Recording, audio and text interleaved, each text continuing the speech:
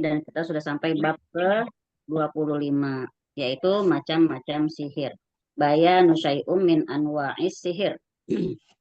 Ya, penjelasan dari sebagian macam-macam sihir. Nah, kalau kata Syekh At-Tamimi yang menulis buku ini, kan kita udah dari bab-bab sebelumnya itu membahas tentang sihir ya, sudah menjelaskan bahwa dalil-dalil yang berkaitan dengan sihir itu bukan cuma datang membahas tentang kategori sihir secara syar'i, ya bukan cuma itu saja, yaitu yang kayak misalnya sihir sebagaimana yang telah disebutkan di sebelumnya.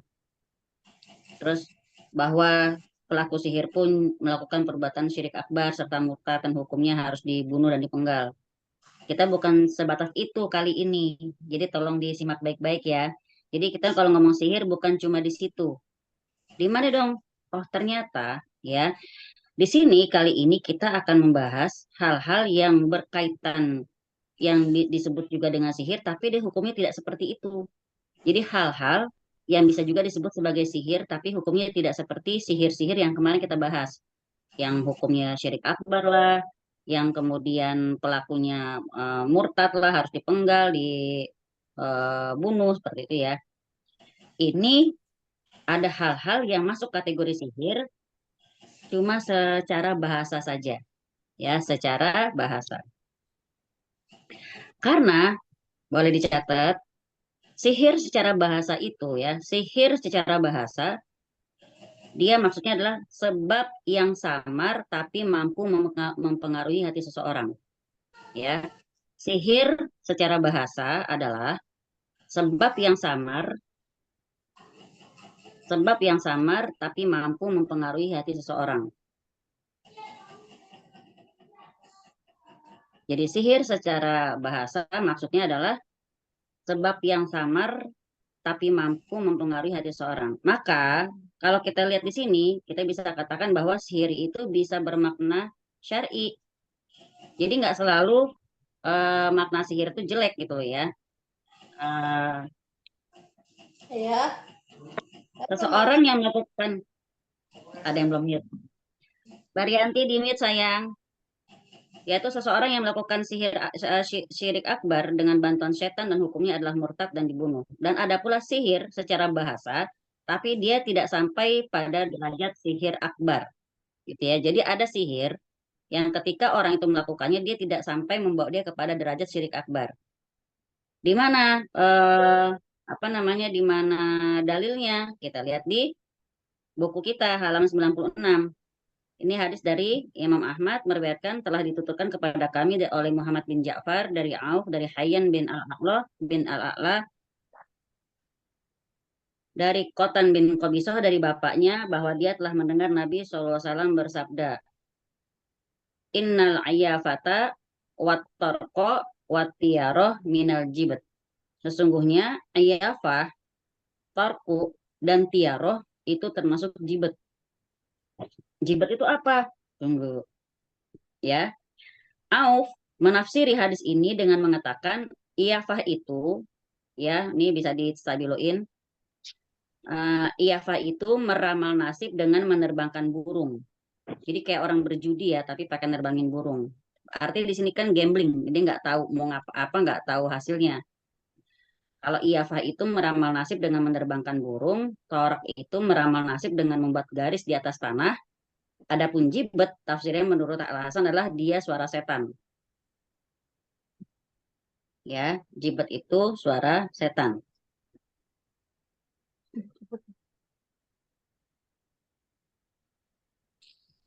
Kemudian suara setan. Bentar. Nah, dari Ibnu Abbas radhiyallahu anhu menuturkan Rasulullah SAW bersabda, barang siapa mempelajari sebagian dari ilmu nujum, nah ini nujum ya, perbintangan. Sesungguhnya dia telah mempelajari sebagian dari ilmu sihir. Semakin bertambah ilmu yang dia pelajari, semakin bertambah pula dosanya. Makanya kita kalau yang namanya nuntut ilmu itu hati-hati. Ya, kemudian di An-Nasa'i meriwayatkan hadis dari Abu Hurairah radhiyallahu anhu Rasulullah SAW bersabda, barang siapa yang membuat suatu buhulan lalu meniup padanya seperti yang dilakukan oleh tukang sihir, maka dia telah melakukan sihir. Dan barang siapa yang melakukan sihir, maka dia telah berbuat syirik. Dan barang siapa yang menggantungkan suatu benda atau jimat, maka dia diserahkan kepadanya atau dia tidak dapat pertolongan Allah. Dari Ibnu Mas'ud radhiyallahu anhu bahwa Rasulullah SAW bersabda, maukah kamu aku beritahu apakah adh itu, yaitu perbuatan mengadu domba, yaitu banyak membicarakan keburukan dan menghasut di antara orang-orang. Baiklah ya, sekarang kita syarahkan sedikit demi sedikit dari eh, hadis pertama. Ya, di sini dibilang jibat itu apa? Suara setan, ya, ini kata-kata alasan. Tapi kalau ulama menjelaskan dalam kalimat di atas tuh ada salah penulisan. Jadi penulisan yang benar itu qala Hasan innahu asyaiton. Jadi maksudnya gara-gara salah salah tulis aja itu ada salah arti. Ada yang dibilang suara setan, tapi sebenarnya ya jibat itu setan, gitu ya. Jibat itu sendiri adalah setan. Nah, di sini di dalam hadis ini Nabi SAW udah menyebut 3 perkara. Teman-teman bisa distabiloin, yaitu iyafa, ya, torok dan tiaroh. Iyafa, at-tiaroh dan at-torokku. Iyafa tuh kayak apa sih? Ya, iyafa itu kalau secara bahasa dia artinya meninggalkan. Ya, iyafa itu artinya meninggalkan. Maksudnya apa? Orang-orang jahilah zaman dulu itu, mereka-mereka itu eh, punya kebiasaan menerbangkan burung tertentu untuk menentukan jadi tidaknya sebuah perjalanan. Jadi mereka kalau punya niat mau kemana, suatu urusan yang penting gitu kan, mereka menerbangin burung dulu, ya. Kalau misalnya burung itu terbangnya ke kiri, maka mereka tidak jadi melanjutkan perjalanan. Kalau terbangnya ke kanan, wah berarti bagus nih. Eh, Pernah nggak dengar ungkapan gini? Saya pun juga pernah ngucapin, tapi jadi kayaknya harus hati-hati ya. Pernah ngomong gini nggak? Wah, langkah kanan nih kita nih, gitu ya. Langkah kanan nih, pas datang, pas dapat rezeki misalnya. Ngomong langkah kanan ya, iya sih kalau langkah kan emang kanan dan kiri. Tapi kalau kita ngomong wah langkah kanan nih, takutnya seperti ini. Ya, karena al-iyafa ini kan dia kalau dia nerbangin burung, kalau burungnya ke kanan mereka akan melanjutkan perjalanan, kalau burungnya ke kiri mereka tidak melanjutkan perjalanan. Nah, yang namanya syirik-syirik di sini, kalau kita pakai buku tauhid, banyak banget jebakan-jebakan setan di dalamnya. Kita bilang jebakan Batman ya. Maka perkataan-perkataan yang kemungkinan melenceng dari ketergantungan kita sama Allah, kita usahakan mulai sekarang ini kalau kita udah ngerti kita stop. Kayak tadi ya, wah langkah kanan. Bukan langkah kanan ya, emang udah Allah atur, qadarullah, masya faal gitu ya. Jadi kemudian itu iyafa, iyafa itu meninggalkan artinya. Jadi maksudnya mereka itu tergantung burungnya. Mereka bisa meninggalkan suatu perkara gara-gara seekor burung gitu maksudnya ya. Nah, tiaroh tadi iyafah ya. Kalau tiaroh itu apa? Tiaroh itu kalau kita sekarang ini banyak yang nyebut dengan istilah tahayul, tiaroh ya, tiaroh, tatoyur, tahayul. Apa tiaroh itu? Tiaroh itu dia mengaitkan nasib sial dengan burung, ya, mengaitkan nasib sialnya dengan burung. Selain burung, sama apa lagi? Sama angka, hari, atau waktu tertentu. Berarti yang namanya mau nikah, dicari hari baik, cari weton, itu termasuk ke dalam kesyirikan. Karena Allah nyitain hari semua pasti baik, gitu ya.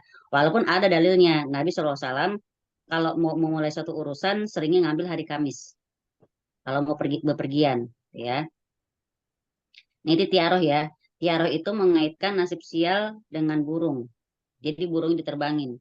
Kalau enggak dia dengan angka, kalau enggak dengan hari-hari tertentu atau waktu-waktu tertentu. Maka dari sini sebenarnya al-iyafah sama at-tiaroh ini sama. Ya, al-iyafah sama at-tiaroh ini sama.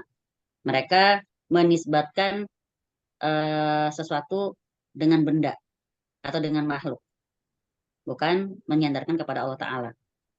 Maka kata Nabi SAW, at-tiaroh itu syirkun. At-tiaroh itu syirik. Nah, sekarang bedanya di mana? Tiaroh dan iyafah ini bedanya. Kalau menurut ulama, perbedaan tiaroh dan iyafah, tiaroh itu lebih umum. Ya, tiaroh itu lebih umum, iyafah itu apa namanya? Perkara yang masuknya ke tiara tapi dia khusus benar-benar pakai burung. Kalau tiara tadi kan kadang pakai burung, ya. Penentuannya dengan burung, kadang pakai hari, kadang pakai waktu tertentu kayak gitu. Tapi kalau iyafah itu benar-benar khusus dengan burung. Maka kalaupun Nabi SAW bersabda bahwa tiaroh dan iyafah itu termasuk dalam sihir, ya termasuk dalam sihir, bukan menunjukkan bahwa ini berarti syirik akbar, enggak. Ya, jadi dicatat ya. Kalaupun tiaroh dan iyafah ini Nabi masukkan dalam kategori sihir, ini bukan menunjukkan kepada syirik akbar, tapi masih masuk dalam syirik kecil. Ya, kalau syirik akbar kasihan banyak banget yang batal keislamannya. Gara-gara mata kedutan, syirik akbar kita kan. Gara-gara tangannya gatel. Terus apa lagi? Waduh, ada kupu-kupu mau ada tamu datang ke rumah. Atau suara burung gagak siapa yang mau meninggal besok. Nah, itu udah itu masuk ke dalam syirik kecil, gitu ya. Eh, jadi, walaupun Nabi bilang di sini termasuk dalam sihir, ya seperti yang udah kita pelajari sebelumnya, bahwa sihir secara bahasa itu mempengaruhi hati dengan sebab yang samar, ya, mempengaruhi hati dengan sebab yang samar, terbangnya burung ke arah tertentu yang diartikan dengan hal-hal tertentu atau angka-angka tertentu, kemudian dikaitkan dengan hal-hal tertentu atau lainnya, ini menunjukkan bahwa ada pengaruh dalam hati secara halus, secara samar, sampai-sampai Nabi mengatakan ini sama saja dengan sihir, tapi bukan termasuk syirik akbar, seperti yang telah dijelaskan pada bab sebelumnya. Contohnya apa ya? Ada nggak teman-teman yang kalau matanya kedutan langsung deg-degan, aduh mau nangis nih gitu. Ya, itu kalau udah kayak gitu kan berarti mempengaruhi hati. Apalagi baca zodiak, kalau lagi bagus seneng banget, kalau lagi nggak bagus, ah ini mah cuma ramalan, gitu kan, deg-degan Kalau juga nasi kan. untuk tahayul Ya, nggak, Mbak? ah, Nasi basi. Kalau masak nasi basi terus. nah, bisa itu masuknya ke tatayur. Tatayur ini belum ya, kita baru ke iyafa dan tiara, tapi belum sampai ke nasi basi. Tapi mas termasuk ya, termasuk kalau ini nasi basi tanda apaan sih ini kan? Jadi kita tuh jadi terpengaruh. Jadi ini termasuk sihir juga, ya. Nah, sekarang kita ke atorku. Tadi udah iyafa, sudah tiaro. Atorku, apa atorku? Atorku itu cara tertentu yang dilakukan oleh para dukun dan tukang ramal. Dia pakai cara menggaris-garis di tanah, terus dihapus, terus sisa beberapa garis. So, pernah nggak tukang sihir seperti itu? Kalau ngeramal tuh pakai ngegaris-garis di tanah. Tuh ada yang seperti itu. Itu namanya atorku. Ya, sisa garis-garis yang tersisa di tanah itu yang dijadikan ramalan oleh mereka. Ya, diartikan sebagai hal-hal tertentu lah. Jadi atorku ini kalau termasuk sihir dia secara bahasa. Karena apa? Karena dia sudah mengkaitkan hal-hal goib dengan garis-garis tertentu. Ya, sampai memberikan pengaruh dalam hati. Dan orang-orang yang mengaku tahu ilmu goib, sesungguhnya dia kafir kepada Allah. Teman-teman, kalau ada ketemu orang yang ngaku-ngaku tahu hal yang goib, dia udah kafir. Maka kata Imam Syafi'i rahimahullah kan beliau pernah berkata, kalau ada orang bilang dia bisa melihat jin, berarti antara dua. Satu, dia berdusta, atau dia memang kena gangguan jin gitu. Ya, nah, sebentar saya sambil lihat. Nah, kalau kadang suka mimpi naik kereta, pas bangun jadi kesel. Karena sebelumnya kalau mimpi kayak gitu bakal ngalamin hal yang nggak enak. Nah, itu termasuk sihir yang menimpa kita kalau tidur. Setan itu kan 24 jam. Setan itu 24 jam bekerjanya, sedangkan kita ada istirahatnya. Mereka nggak ada. Jadi setan itu melancarkan selalu tipu dayanya saat kita sadar maupun saat kita tidur. Maka dianjurkan kalau tidur itu wudhu dulu, kemudian baca beberapa ayat-ayat pilihan sebagai ruqyah. Mulai sekarang kalau mimpi kayak gitu nggak usah cemas lagi ya. Tapi hati udah eh, kita udah nggak cemas nih, hati cemas ya. Pokoknya dipegang dadanya, ucapin kalimat-kalimat yang baik. Jadi a'udzu bikalimatil tammah min kulli syaitani wa hamah wa min kulli ainin lamah. A'udzu bikalimatil tammah min syarri ma khalaq. Ya Allah, aku ridho dengan takdirmu. Ya Allah, aku berlindung padamu dari takdir yang buruk gitu. Boleh, ya. Iya, jadi kalau ada orang yang bisa lihat itu, dia dipastikan kena gangguan jin. Contoh gini Mbak, eh, harus gimana ya, harus ruqyah. Orangnya sendiri tuh kalau bisa harus kencangin ngajinya. Harus diperbanyak, kayak orang berobat, orang yang cuma demam, sama yang demamnya udah demam tinggi campur beberapa berbagai macam penyakit misalnya, ya dia kan obatnya beda, ya, dosisnya pun beda. Tapi ada beberapa orang yang dia itu jadi bisa diperlihatkan, ya kita nggak bilang melihat ya, diperlihatkan. Contohnya pada orang-orang yang pernah kena sihir. Jadi bukan mereka nyari, bukan pula mereka bangga gitu ya dengan keturunan, tapi ada yang gara-gara dia memang pernah menjadi korban sihir, otomatis mereka ke depannya juga jadi lebih sensitif. Biasa seperti itu. Nah, sekarang kita kalau ngomong soal nujum ya, ngomong soal nujum. Dari sahabat Ibnu Abbas radhiyallahu anhu, Rasulullah SAW bersabda, barang siapa yang mempelajari sebagian dari ilmu perbintangan, maka sungguhnya dia telah mempelajari sebagian dari ilmu sihir. Ya, semakin dia belajar, semakin dipelajari ilmu.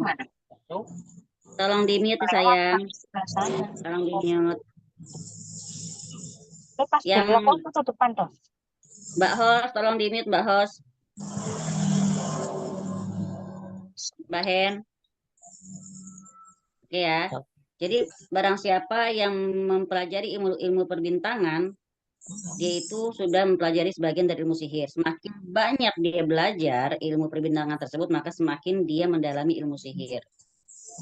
Kok bisa gitu sih? Kan terus gimana itu orang yang bekerja di apa namanya, antropologi apalah segala macam misalnya nih. Nah, ilmu perbintangan itu dibagi jadi dua. Apa mas? Iya Mbak, lupa kan subuh. Mbak Erika di mute sayang, di mute. Oke. Jadi ilmu perbintangan itu dibagi jadi dua. Yang pertama ilmu taksir. Ilmu taksir apa? Ilmu taksir itu yang berarti pengaruh. Ya, ilmu at-taksir. Ta, hamzah, sa, ya, ro.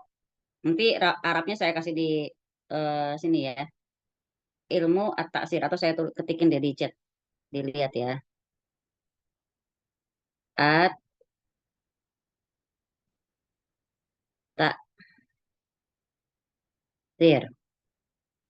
Ya. At-taksir. Yang pertama ya. Ilmu perbintangan itu terbagi jadi dua macam. Yang pertama at-taksir. Apa at-taksir? Itu artinya pengaruh. Ya, pengaruh. Kemudian yang kedua at-tasyir.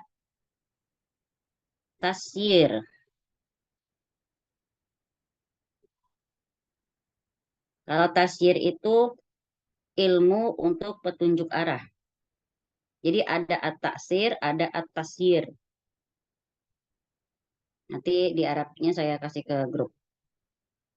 Ya, jadi ilmu perbintangan itu terbagi jadi dua. Yang pertama tentang pengaruh, yang kedua tentang penunjuk arah.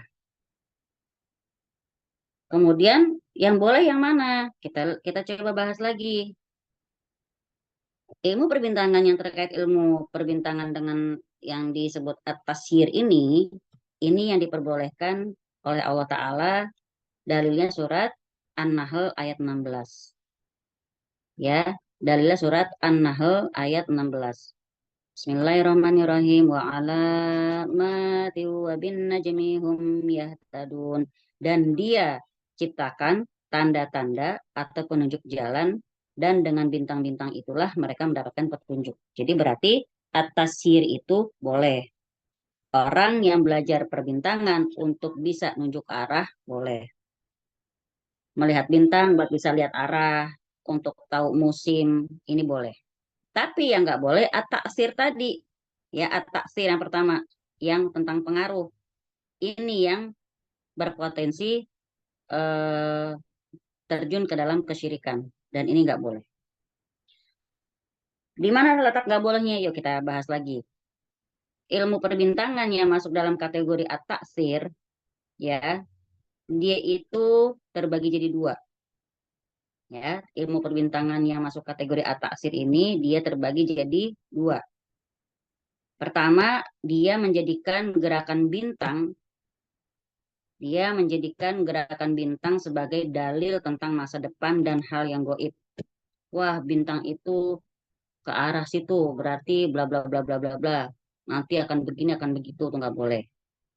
Ya, mereka menjadikan gerakan bintang, ya misalnya entah berkumpul, entah berpisahnya bintang-bintang, itu sebagai dalil buat mereka meramal tentang masa depan dan hal-hal yang goib.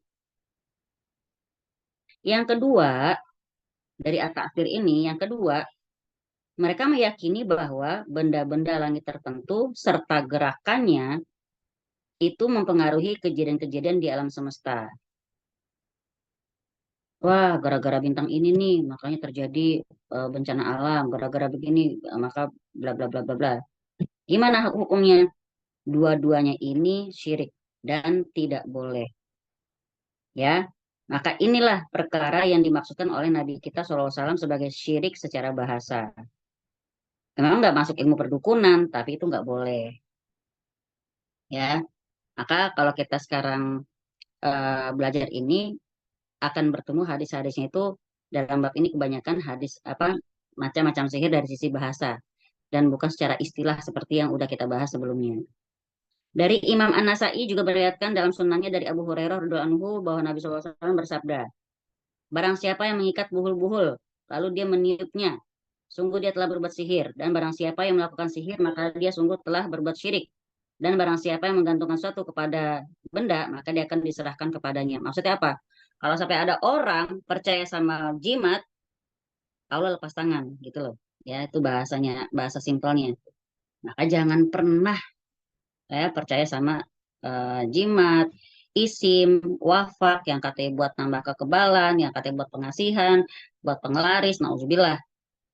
Hatta pun walaupun itu dicatatnya ayat kursi kayak dibilang apa namanya alif sungsang apalah kelihatannya kayak Arab tapi ditulisnya dengan acak-acakan itu nggak boleh banget ya. Kemudian eh, sekarang eh, kita lihat tentang buhul ya. Barang siapa yang membuat simpul-simpul lalu meniupkan dengan nafas. Kalau ngomong nafas saya tulisannya NAFATS ya, pakai sa bukan S. Nafas. Apa nafas? Nafas itu yang tiupannya itu sampai ada percikan ludah. Gitu loh ya. Biasanya kan kalau dukun begitu. Kalau bahasanya siapa dulu Alam sembur ya, semburan dukun. Gitu ya. Nah, di sini barang siapa yang membuat simpul-simpul lalu dia meniupkan dengan sedikit semburan air liurnya disertai dengan mantra-mantra, maka yang seperti ini adalah sihir. Ya, ini kalau secara maknanya ini benar, maksudnya benar seperti itulah maksud sihir tersebut. Maka Allah berfirman dalam surat Al-Falaq ya tentang para penyihir dengan mengatakan qul a'udzu birabbil falaq min syarri ma khalaq wa min syarri ghasiqin idza waqab wa min syarri naffasati fil 'uqad wa min syarri hasidin idza hasad. Kalau ngomong nafas di sini nih di surat Al-Falaq ya, min syarri nafas ya, maka di sini disebutkan dan dari kejahatan wanita tukang sihir yang menghembus pada bulbul. Jadi dia niup-niup. Contohnya kayak gimana? Kan kalau dukun gini misalnya teman-teman. Misalnya dia punya medianya itu foto.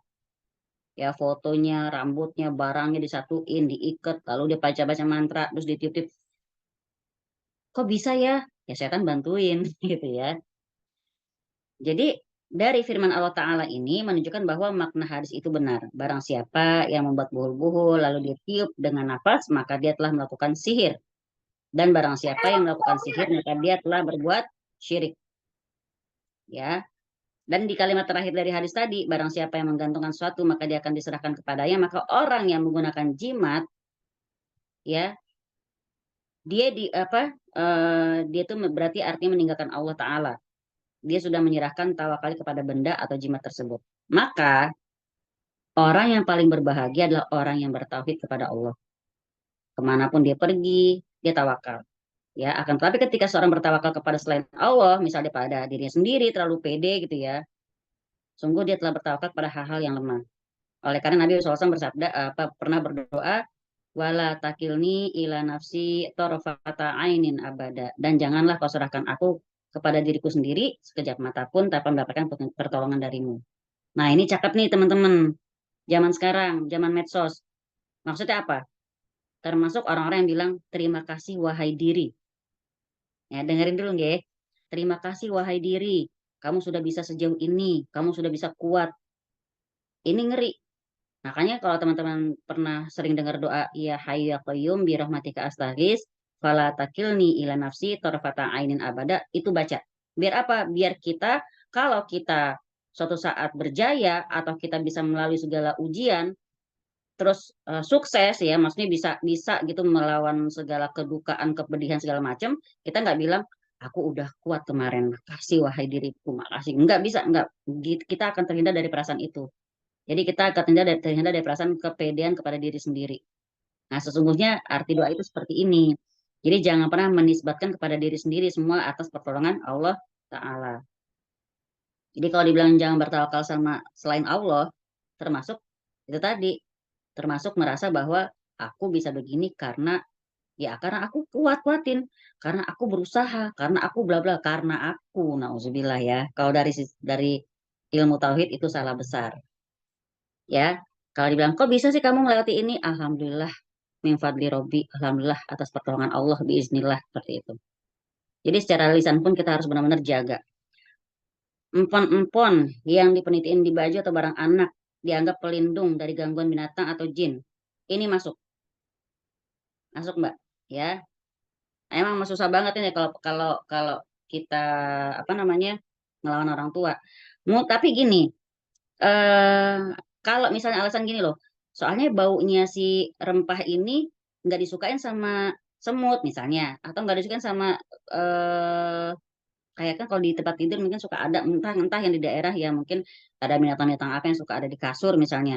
Nah kalau pakai itu mereka akan menghindar karena nggak enak sama baunya. Boleh, tapi kalau menganggapnya dengan itu dia akan dijagain dari setan atau dia selamat dari bala, dari penyakit, itu yang nggak boleh. Jadi itu yang Mbak Mika ya. Bagaimana alasannya? Apakah alasannya logis? Kalau logis, insya Allah boleh. Tapi kalau alasannya dengan pakai itu biar nggak digangguin, nah itu yang nggak boleh. Misal contoh dipenitiin bawa gunting, itu kan nggak ada hubungannya dia bawa gunting dengan keselamatan dia. Kecuali dia tinggal di daerah yang banyak begal misalnya. Tapi ini kan kalau misalnya dia ngegantungin jahe atau apa, Biasanya nah bangle nih. bangle kan mirip jahe ya. Nah tapi kalau niatnya memang biar nggak kena binatang apa gitu misalnya, karena mungkin di daerahnya banyak, itu masih boleh. Jadi kembali ke niatnya. Kalau dia bergantung sama itu supaya nggak digangguin, nggak ketempelan, nah itu yang nggak boleh. Contoh, itu mungkin masih empon-empon ya, kalau orang tua dulu. Zaman sekarang ada yang lebih canggih, Mbak. Pakai gelang atau pakai kalung. Biar nggak penyakit. Nah, itu syirik yang sudah bermetafora. Semakin canggih zaman, kesyirikan pun semakin merubah casingnya. Ngikutin zaman dia. Maka teman-teman, termasuk juga jangan sampai kita lupa diri. Kalau kita udah, Alhamdulillah, melalui berbagai ujian, Alhamdulillah Allah Ta'ala masih menjaga kewarasan kita, itu bukan karena kita yang kuat, tapi karena Allah menguatkan kita. Dan Allah tidak cuek, ya, enggak nyerahin kita kepada urusan kita sendiri sekejap mata pun. Maka berdoa, ya hayyu ya qayyum, birahmatika astaghis, fala takilni ila nafsi, tarafata ainin abada. Gitu ya. Jangan tinggalkan aku dengan urusanku sendiri, ya. Jangan dicuekin kalau ya. Tarafata ainin abada, sekejap mata pun ya Allah. Gitu. Kenapa? Sesungguhnya diri kita ini lemah. Kita nggak boleh bersandar pada diri kita sendiri. Kita cuma boleh percaya diri ya kepada diri sendiri, tapi jangan yang kelebihan. Bentar ya. Ketika kita yakin bahwa di belakang kita tuh ada Allah dan bantuannya, maka kita insya Allah percaya diri itu justru kita yakinnya itu mantapnya itu mantap karena aku punya Allah gitu loh ya. Tapi kalau seseorang percaya diri karena kemampuan dirinya sendiri, dia lupa sama Allah, dia akan hancur. Berapa banyak orang yang percaya diri terhadap dirinya sendiri, akhirnya dia terkena apa? Terkena musibah. akibat kepercayaan dirinya sendiri yang kebangetan tinggi. Jadi halu. Gitu ya. Ada lagi yang nanya, kalau kita boleh tidak kita mengamalkan misal baca Al-Fatihah atau Al-Insyirah sebanyak 40 atau 100 kali atau sejumlah bilangan. Apakah itu malah mendatangkan setan masuk dalam tubuh? Nggak boleh, Mbak. Ya, karena belum pernah belum pernah ada anjuran dari Rasulullah SAW yang seperti itu. Kan Al-Insyirah Quran, tapi yang nyuruh sampai 40 atau 100 kali itu nggak ada, gitu ya. Tapi emang berarti nggak boleh dong baca banyak-banyak boleh, tapi jangan ditetapkan bilangannya. Takutnya orang awam akan fokus pada bilangannya. Baca Ar-Razzaq 169 kali, baca ini 218 kali, baca itu. Ada cerita nih ya, dan ini sudah sering saya sampaikan di kelas. Keluarga ini punya amalan rutin baca Al-Ikhlas satu hari itu 1000 kali. Al-Ikhlas loh Mbak, ya itu surat Tauhid kan, Al-Ikhlas 1000 kali. Kalau enggak dibaca, mereka anggap utang. Suatu hari bapaknya itu sakit sampai kritis lah. Selama 2 minggu nggak bisa, dia nggak kuat baca Al-Ikhlas tadi. Maka dia bilang sama anaknya, Bapak punya utang. Al-Ikhlas 2 minggu nggak baca. Karena mereka kan sekeluarga mengamalkan yang sama. Jadi anaknya tahu. 2 minggu kali 1000 kali 2 minggu berapa itu? 15.000 lah ya. 15.000. Akhirnya si anak yang ngamalin, bayar utangnya bapaknya. Sekarang kan kita kalau dari sisi syariat nggak ada Islam utang-utang amalan. Ya kan? Terus dibayarin pula. Dibacalah sama anaknya 15.000 kali Al-Ikhlas tadi. Kemudian akhirnya apa? Akhirnya anaknya tidak waras lagi gitu. Nauzubillah. Kok bisa sih kan Al-Ikhlas? Sekarang gini Mbak Dewi yang bertanya ya. Kok bisa kan yang kita baca Quran? Kok nggak boleh dengan bilangan tertentu? Karena Rasulullah tidak mengajarkan. Bahkan bacaan La ilaha illallah wahdahu la syarikalah lahul mulku wal hamdu wa ala kulli syai'in qadir dalam zikir pagi petang aja disuruh di situ dibilang 10 kali. Gitu kan. Eh kayak kita ke dokter. Kita ke dokter dikasih obat biar sembuh. Tapi dokter pasti kasih dosis. Minumnya 3 kali satu hari. Ada yang diminum 2 kali, ada yang diminum 1 kali. Ada yang diminum 1 tablet kali 3, ada yang 2 kali 1, 2 kali 2 misalnya. Nah, tiba-tiba nih Mbak Indi nih bilang, biar cepat sembuh minumnya 10 kali aja dah. Kira-kira apa yang terjadi sama Mbak Indi? Apakah dia langsung jebret sembuh, abrakadabra gitu kan? Enggak, malah jadi overdosis, malah keracunan. Obat itu ketika dosisnya pas jadi obat. Kalau dosisnya nggak pas jadi racun. Begitupun amalan-amalan kita. Apa dalilnya Mbak? Surat Al-Baqarah ayat terakhir. La yukallifullahu nafsan illa wus'aha. Allah nggak akan membebani kita di luar kesanggupan kita. Sanggup misalnya Mbak baca istighfar satu hari itu 100 atau 200 kali, monggo. Silakan. Yang nggak sanggup, ya nggak usah maksain. Tapi kalau tadi ya masalah bilangan sampai 100 kali, kalau lagi sanggup baca, lagi nggak usah ngaku sebagai utang gitu loh. Karena tidak ada dalilnya.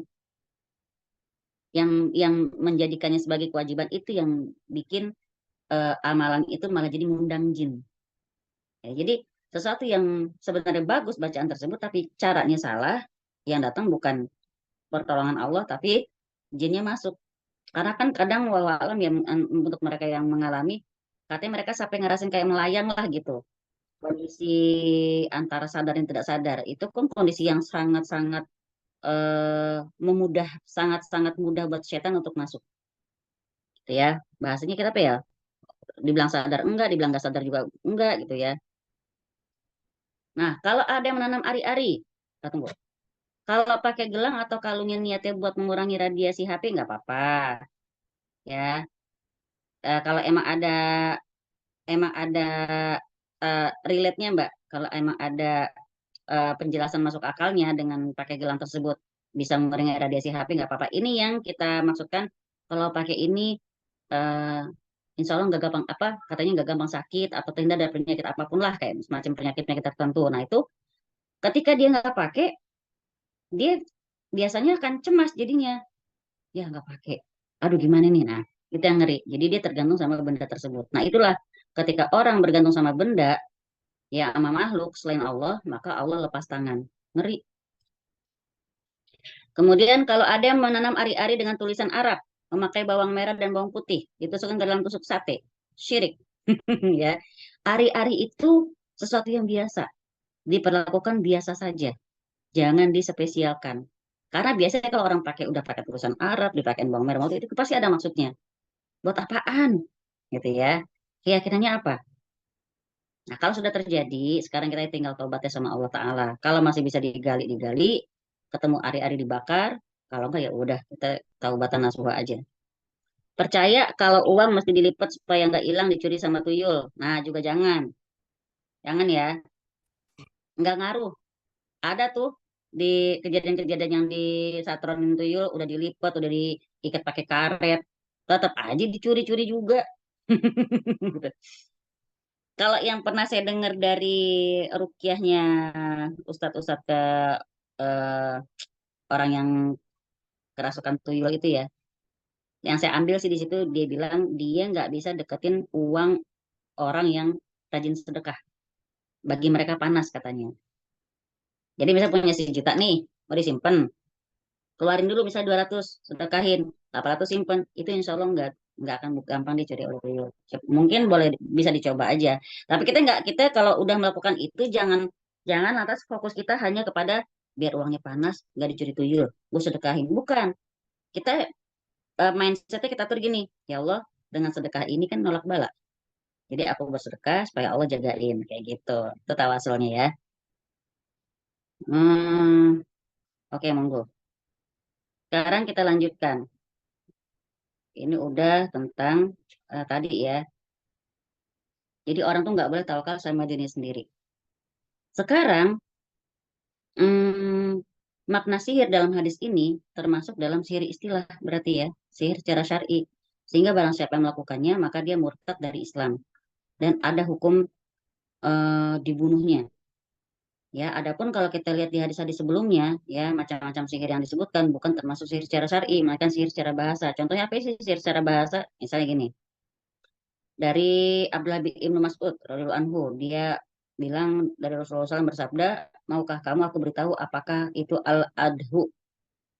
Di buku ada ya al-adhu. Ala unabbiukum mal adhu? Maukah kamu aku beritahu tentang al-adhu? Adahu, ya, apa itu? Perbuatan mengadu domba, yaitu apa? Banyak membicarakan keburukan dan menghasut di antara orang-orang. Alhamdulillah. Yang keluar dari mulutnya selalu kejulitan-kejulitan yang bikin adu domba. Ini adalah di antara metode Nabi SAW dalam mengajarkan para sahabat, yaitu siapa? Nabi bertanya ya kepada para sahabat agar sahabat itu serius mendengarkan. Jadi cara yang Nabi menyampaikan dakwahnya itu macam-macam, Mbak. Kadang-kadang lagi ngumpul-ngumpul, Nabi bilang, kamu kalau kayak gini menurut kalian gimana? Kamu tahu nggak orang yang bangkrut itu yang kayak gimana? Nih, contoh ya. Jadi beberapa hadis itu kan ada pertanyaan Nabi. Tahukah kalian siapakah orang yang bangkrut itu? Kata Nabi kan. Ada yang jawab orang yang rugi di perniagaan, bukan. Orang begini bukan. Lalu apa ya Rasulullah? Orang yang bangkrut itu orang yang udah ngumpulin pahala sholat, sedekah, zakat segala macam yang banyak dia bawa di hadapan Allah, tapi ketika tiba di hadapan Allah semua amalnya itu ditiup terbang seperti debu habis. Itu orang yang bangkrut kata Nabi SAW. Nah, kok bisa gitu? Itu ntar bab lain kita jelasin ya. Jadi contohnya itu Nabi gitu. Kalau kalau belajar itu sama Nabi kadang pakai pertanyaan, kadang langsung pakai contoh, ya. Seperti ketika Nabi pulang dari perang apa dari hijrah kalau nggak salah ya, di tengah jalan ada ibu yang kelihatan panik karena anaknya hilang. Sampai dicari-cari sambil jalan kan sambil mengamati ya kan Nabi kalau jalan rombongan kan jadi nggak yang cepet-cepet gitu.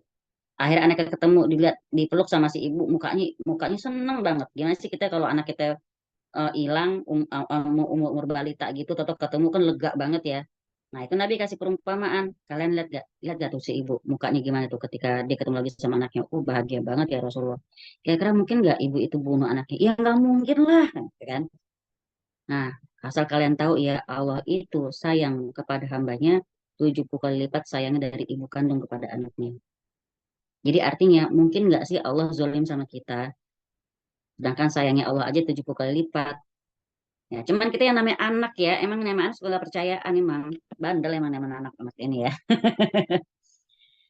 Nah, sekarang gini, dari hadis ini, hadis yang di halaman 97 ini, kenapa adu domba itu dimasukin ke kategori sihir? Ayo, ada yang bisa jawab nggak? Kenapa adu domba atau namimah ya, al-adhu ini? Kenapa dia dimasukin kategori sihir? Karena dia ada dua sebab. Ya, namimah itu termasuk kategori sihir. Namimah atau adu domba ya. Al-adhu atau namimah atau adu domba itu masuk kategori sihir karena dua sebab. Sebab pertama, apa sebab pertamanya? Karena dia bisa memberikan pengaruh pada hati dengan sebab yang samar. Jadi sebab samar itu maksudnya kan nggak kelihatan sebabnya. Tapi hati bisa berpengaruh. Contoh, Di, tahu nggak, Di? Tuh Winda tuh ngomongin lo begini, gini, gini, gini, gini. Kira-kira hati langsung berubah nggak ke Winda? Kesel kan? Nah itu sihir itu. Ini belum nyampe ke fitnah. Ini ngadu domba. Kan emang benar misalnya si Winda ngomong kayak gitu. Lalu kita sampein, kita udah ngadu domba itu. Nah itu termasuk kategori sihir. Ini yang sihir yang kita maksud di buku ini sekarang, di bab 25 ini. Maksudnya sihir itu ternyata luas. Bukan cuma urusan perdukunan. Gitu ya. Jadi sebab yang pertama, dia bisa memberikan pengaruh pada hati dengan sebab yang samar. Ya, seperti halnya tadi pengertian sihir secara bahasanya ya. Nah, sebab yang kedua gimana? Sebab yang kedua, namimah itu bisa memisahkan antara dua orang yang saling mencintai. Dan inilah dampak yang ditimbulkan oleh sihir. Benar nggak? Saling sayang jadi saling benci. Ya, nauzubillah. Makanya sebenarnya ada hadisnya tuh. Janganlah selalu kita menyampaikan apa yang kita dengar. Nggak selalu harus disampaikan. Tidak selalu apa yang kita dengar tuh semuanya harus kita sampaikan. Ada yang mending harus kita keep sendiri. Seperti itu ya. Jadi sebab kedua, namimah itu bisa memisahkan antara dua orang yang saling mencintai. Berarti benar kayak sihir dong. Dalilnya di mana? Al-Baqarah 102. Ya, Al-Baqarah 102. Fayata'allamuna minhuma ma yufarriquna bihi bainal mar'i wa zawjih. Maka mereka mempelajari dari keduanya, yaitu malaikat Harut dan Marut. Siapa yang belajar? Setan-setan ini. Apa yang mereka pelajari? Sihir yang bisa memisahkan antara suami dan istri.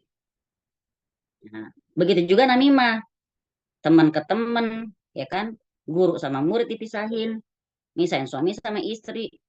Misahin saudara sama saudaranya. Aduh, nauzubillah min zalik dah. Ya, bisa bikin bertengkar juga dia tadinya hatinya tenang-tenang aja jadi benci. Dengan sebab apa?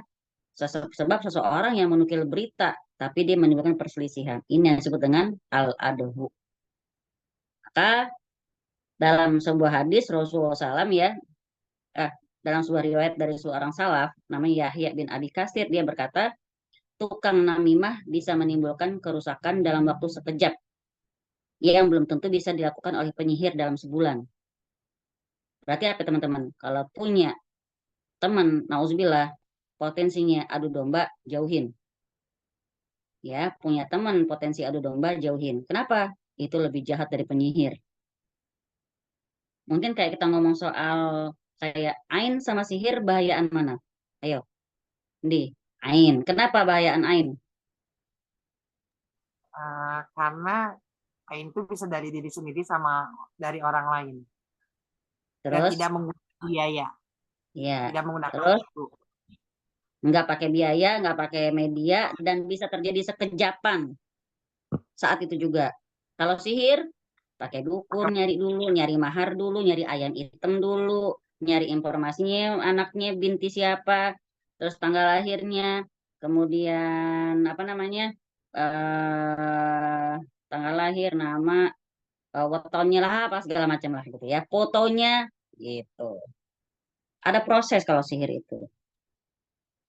Jadi kalau kita lihat dari perkataan Yahya bin Al-Kasir ini, ya Yahya bin Abi Kasir, tukang namimah bisa menimbulkan kerusakan dalam waktu sekejap yang belum tentu bisa dilakukan oleh penyihir dalam waktu sebulan. Gila. Berarti kan jahat banget ya tukang namimah ya. Pengaruh yang ditimbulkan oleh namimah ini luar biasa. maka bisa dikatakan namimah itu sihir dengan dua sebab. Bisa mempengaruhi hati orang secara samar dan bisa memisahkan orang yang saling mencinta. Seperti halnya sihir bisa memberikan pengaruh pada hati secara samar dan bisa memisahkan orang saling mencinta. Nah, al-adhu dalam hadis tadi di stabiluin ya. Al-adhu di hadis halaman 97 ini kan secara bahasa arti itu dusta. Al-adhu ini arti dusta. Kok Nabi menafsirkannya dengan namimah? Ulama mengatakan bahwa alasannya karena pelaku namimah kadang-kadang harus sering-sering menambah beritanya dengan kedustaan. Benar nggak? Nggak ada orang namimah itu menyampaikan 1 meter ya 1 meter, nggak ada. Nggak ada yang amanah tukang namimah itu. Pasti dilebay-lebaykan, dihiperbolain. Itu ya, pasti ditambah-tambahin. Berarti kan kayak kelakuan setan ya, Di. Setan-setan jin-jin yang suka mencuri-curi berita dari langit kan kalau mereka nyampein lagi ke para dukun dan tukang ramal, tukang sihir, mereka pasti menambah-nambahi. Satu kebenaran dibungkus dengan 1000 kebohongan. Nah, kan tukang namimah berarti ini dia setan juga dong. Iya, setan berbentuk manusia, nauzubillah. Maka di surat Anas, minal jinnati wanas. Setan ada yang dari kalangan jin, ada yang dari kalangan manusia. Kita harus hati-hati sama keduanya. Hati-hati juga sama diri kita sendiri, siapa tahu kita yang jadi setannya. Gitu ya. Maka namimah itu termasuk dosa besar. Ya, namimah itu termasuk dosa besar. Nabi SAW pernah melewati 2 buah kuburan. Ini cerita ya. Nabi SAW pernah melewati 2 kuburan. Lalu beliau berkata, kata Nabi gini, ini kedua-duanya lagi disiksa nih. Kata gitu. Dan tidaklah keduanya disiksa disebabkan karena dosa besar. Yang satu karena dia bersucinya kurang benar kalau dikencing, yang satu karena dia suka ngadu domba. Sama tuh, sama-sama dapat siksaan, nauzubillah. Ya cewek-cewek ya, jangan piara kuku, biar ceboknya bener. Kukunya udah panjang-panjang, cantik-cantik. Segini aja 3 juta. Ntar ceboknya susah. Maka ini dikhususkan untuk para wanita dari ulama ya. Hati-hati banget sama namimah. Karena sungguh namimah itu banyak terjadi di kalangan para perempuan. Ingatlah bahwa namimah itu dosa besar dan pasti terkandung kedustaan. Maka dalam Sahih Muslim diriwayatkan dari Ubadah bin As-Samit, dia berkata, Rasulullah SAW pernah mengambil sumpah setia kepada kami. Sebagaimana beliau mengambil sumpah setia terhadap kaum wanita. Yaitu apa? Hendaknya kami tidak menyekutukan Allah dengan sesuatu apapun. Tidak mencuri, tidak berzina, tidak membunuh anak-anak kami, dan tidak melakukan adhu, yaitu namimah antara satu dengan yang lain. Itu sampai diambil baiatnya loh. Karena apa? Ngeri. Ternyata namimah itu nggak bisa kita anggap enteng. Nauzubillah. Semoga kita juga jangan pernah jadi pelakunya. Ya, dengan alasan apapun. Makanya ini, kalau kamu punya teman yang ketika dia, oh, ini udah bestie banget nih, udah deket banget. Tapi ketika dia lagi marah, ya namanya berteman kan karena ada flagnya ya. Tapi ketika dia lagi marah, dia tetap menjaga aib kamu, nggak ngejelek-jelekin kamu, maka itu baru teman yang benar. Zaman sekarang kan bestie, teman, ukti, filah antil jannah, itulah hati lagi enak. Kita lagi kagak enak, antil maneh. Ya, ini termasuk musibah yang juga kadang-kadang terjadi di sebagian para penuntut ilmu. Gimana? Mereka ngadu domba antara satu ustadz dengan ustadz yang lain. Ustadz, kok kalau di sono bilangnya begini, kok di ustadz ngomongnya begitu? Nah, itu nggak boleh. Dalam adab menuntut ilmu pun nggak boleh membandingkan antara guru yang satu dengan guru yang lain. Monggo Mbak Nursa Bani. Ya, mereka ingin ustadznya menjadi nomor satu, hingga dia memprovokasi ustadznya dengan mengadu domba dengan ustadz yang lain. Sungguh musibah yang akan terjadi, ya, jika memiliki murid yang seperti ini. Jika seorang penuntut ilmu tidak bisa menjadi sebab bersatunya para ustadz, maka jangan menjadi sebab bertengkarnya para ustadz. Paling nggak kalau kita nggak bisa jadi andil pemersatu, jangan jadi pemisah mereka gitu ya. Karena dosa namimah ini adalah dosa besar. Maka sebuah perkataan diriwayatkan bilang begini. Perkataan mereka itu para ulama ya yang setara, jika terbukti kepada kita bahwa perkataan itu didorong oleh hawa nafsu dan sifat fanatik, maka perkataan tersebut tidaklah perlu dihiraukan, bahkan perlu ditutup dan tidak diriwayatkan. Jadi artinya perkataan ulama itu kalau terbukti memang cuma hawa nafsu, juga kita nggak perlu kita ambil. Nah, lagi-lagi kalau ngomong soal begini, alangkah alangkah low profile-nya ya Imam Syafi'i rahimahullah, karena beliau pernah mengucapkan apa-apa yang datang dariku boleh diambil, boleh ditolak, kecuali perkataan Nabi SAW kata dia gitu. Jadi artinya Imam Syafi'i mah nating tulus, dia ngasih tahu mau diterima, alhamdulillah, tidak ya sudah gitu. Maka dari Imam Syafi'i juga perkataan yang bunyinya eh, jangan pernah berharap semua orang tuh ridho sama kamu. Itu gila kalau kita berharap semua orang tuh pasti cocok sama kita, enggak. Pasti ada kok satu dua orang yang mungkin enggak suka sama kita. Boleh juga tuh kita ambil juga perkataan presiden pertama kita kan yang dia bilang kalau ada satu orang yang suka sama kamu, kamu harus yakin di belakangnya ada 1.000 yang benci sama kamu. Iya. Lain sih kalau pemimpin ya, gitu ya. Ya di sini apalagi ulama-ulama yang suka berbantah-bantahan, ya kan, nggak boleh dinegurkan kembali, nggak boleh. Kenapa? Akan bikin makin ribut. Itu di medsos biasanya kan begitu. Pengikut Ustadz ini, pengikut Ustadz Anu, terus saling ini, saling begini, akhirnya saling berbantah-bantahan. Nauzubillah, summa nauzubillah. Jadi eh, lama-lama melebar. Bukan lagi urusan ilmiah, tapi udah ke arah masalah hati. Nah, karena Nabi SAW membawakan tentang namimah ini. Dia termasuk sihir karena memberikan pengaruh tanpa disadari dan bisa menimbulkan pertikaian yang luar biasa. Makanya hendaknya kita berhati-hati dalam perkataan. Ya, karena betapa banyak saat ini orang-orang yang saling bantah membantah ya di media sosial dengan dalil pendapat-pendapat guru atau ustadznya. Kalau kita udah bikin orang saling bertikai itu perbuatan dosa. Ada nggak orang yang kalau di medsos itu dia status nih kontroversial banget apa statusnya, banyak yang nggak tanggung jawab, kadang-kadang udah nyari status terus orang hilang, tinggal yang komentator-komentator yang paling saling bertikai, kan nauzubillah juga gitu ya. Nah, saling bawa manhaj, nauzubillah min dzalik dah ya. Kita belajar itu niatnya satu, ikhlas karena Allah. Kedua, ikhlas buat memerangi kebodohan diri sendiri. Selesai. Jangan sampai ada niat biar bisa berbantah-bantahan, biar entah kalau dia nanya gue bisa debatin, jangan. Nah, apalagi ya, apalagi sampai ada perasaan biar aku jadi lebih baik dari orang itu. Nauzubillah, janganlah. Jangan ya. Nah, di sini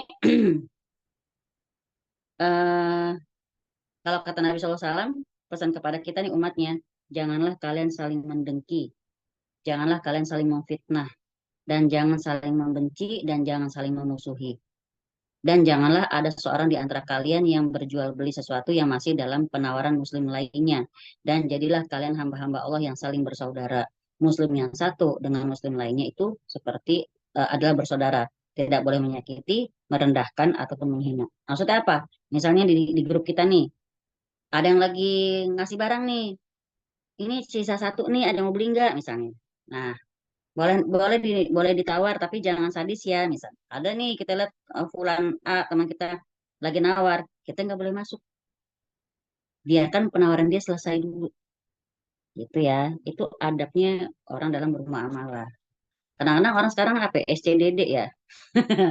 Nggak boleh ya kalau muamalah yang tawar segini ya, segini sama aku, segini boleh nggak, Oh, nggak jadi kerasa kalau kan kayak gitu. satu orang selesaiin dulu, terus Selesaiin satu dulu gimana?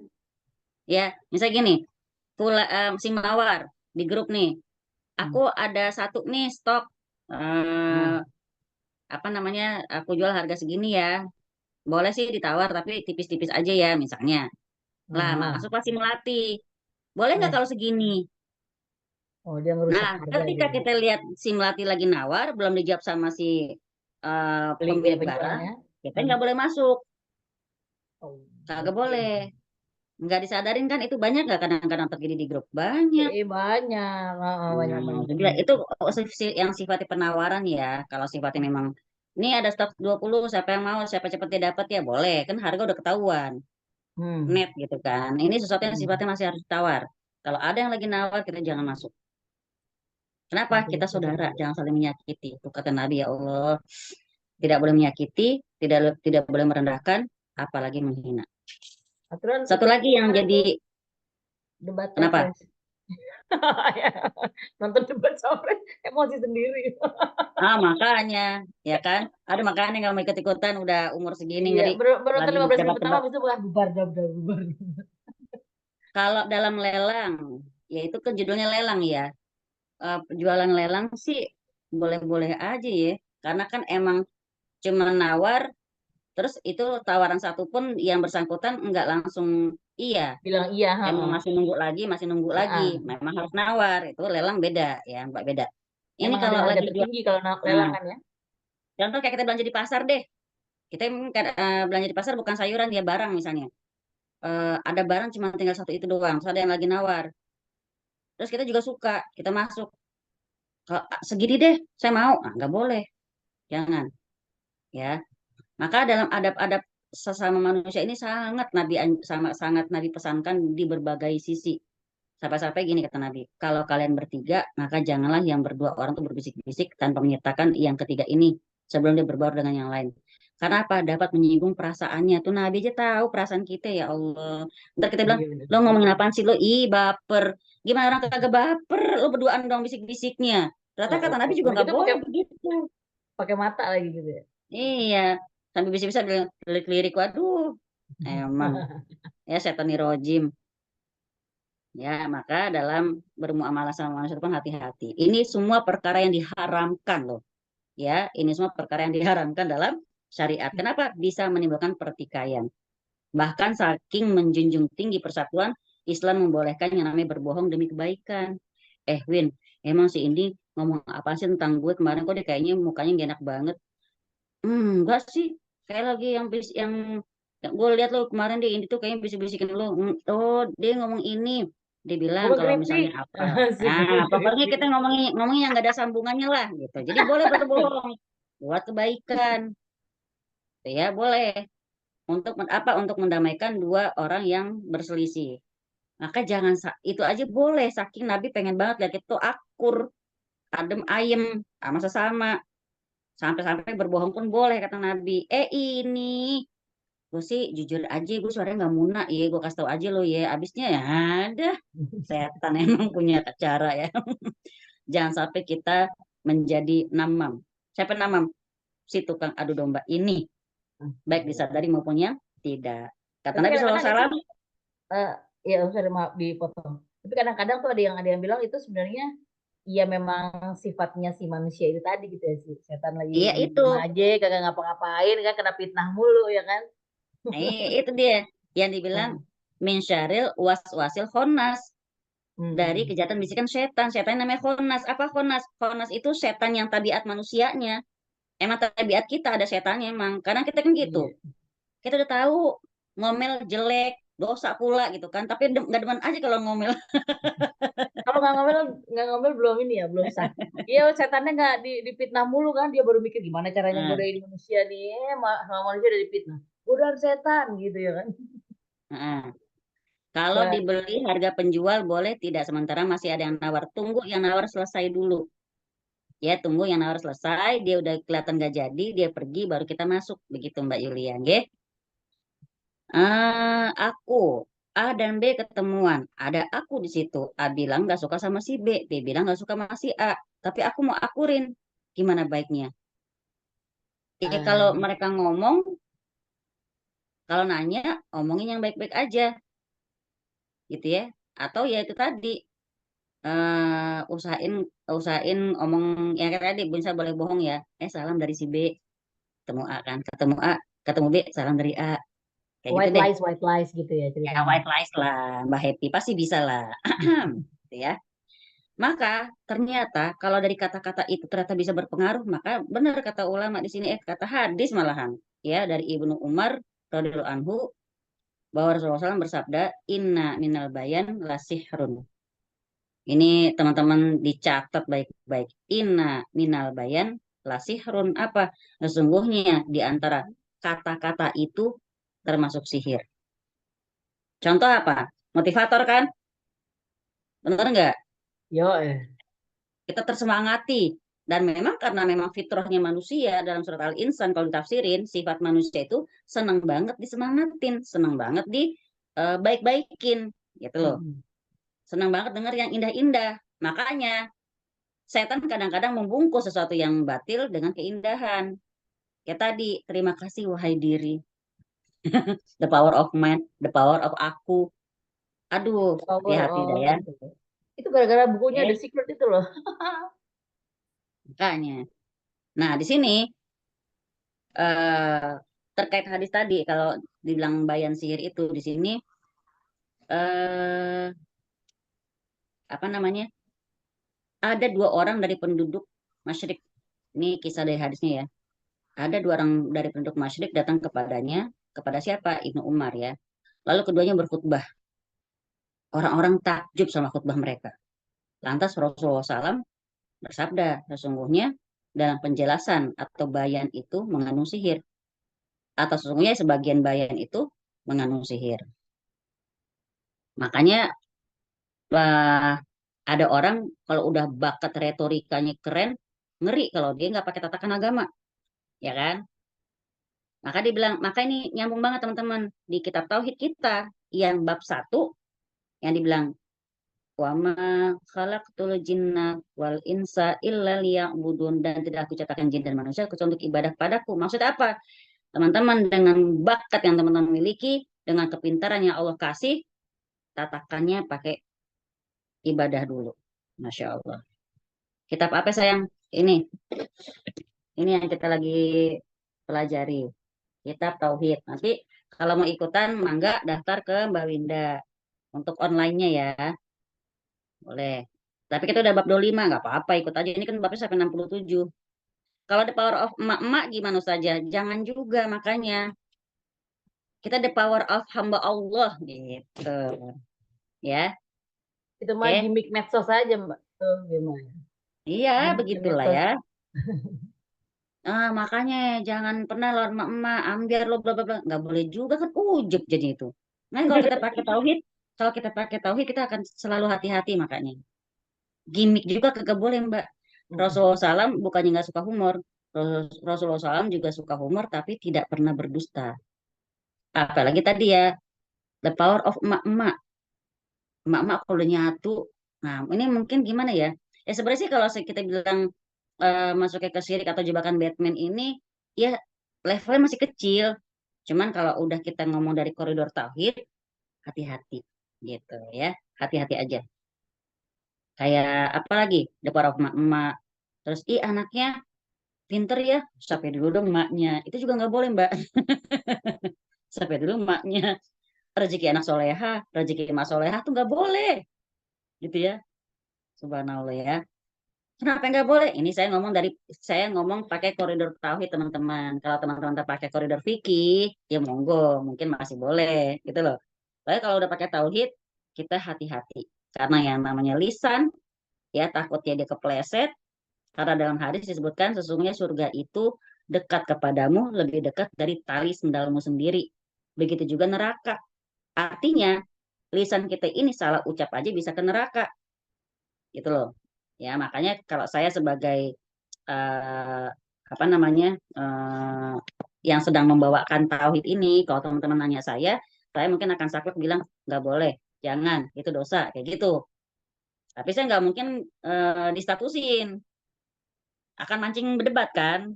Ntar ada yang berperang ya, monggo lah silakan. Tapi kalau di kelas saya, kalau teman-teman nanya di sini, saya akan bilang sesuai dengan yang kitab ini jelaskan, gitu ya. Makanya ini kalau teman-teman baca nih Mbak, siapa Mbak Syifa ya, di bawahnya pemurnian ibadah kepada Allah. Artinya apa Mbak? Semua kita pasti beribadah insya Allah. Semua muslim pasti ibadah.